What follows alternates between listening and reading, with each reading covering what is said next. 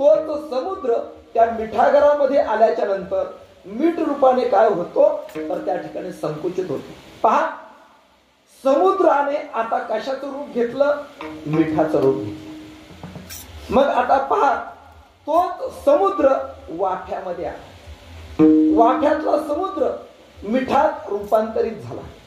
तोच असणारा समुद्र तिथून ट्रक मध्ये म्हणा, ट्रॅक्टर मध्ये म्हणा भरला. कोण भरला? समुद्र भरला. भरलेला समुद्र कुठे आला? कंपनीमध्ये आला. कोण आला? समुद्र आला. कुठे आला? कंपनीत आला. तिथं त्याचं फिल्टर वगैरे सगळ्या प्रकारच्या गोष्टी केल्या. छोट्या छोट्या त्याच्या पॅक तयार केल्या. कशाच्या? समुद्राच्या. तो समुद्र पुन्हा कुठे आला? आपल्या घरामध्ये आला. कोण आला? समुद्र आला.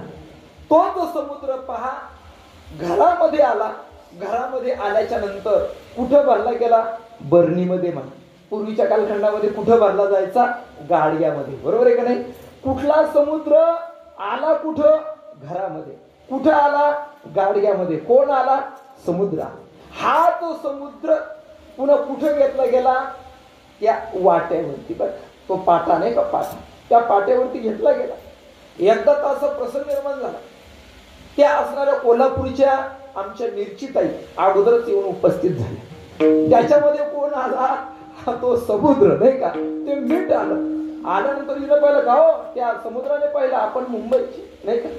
विचारलं का हो कुठून आल्या?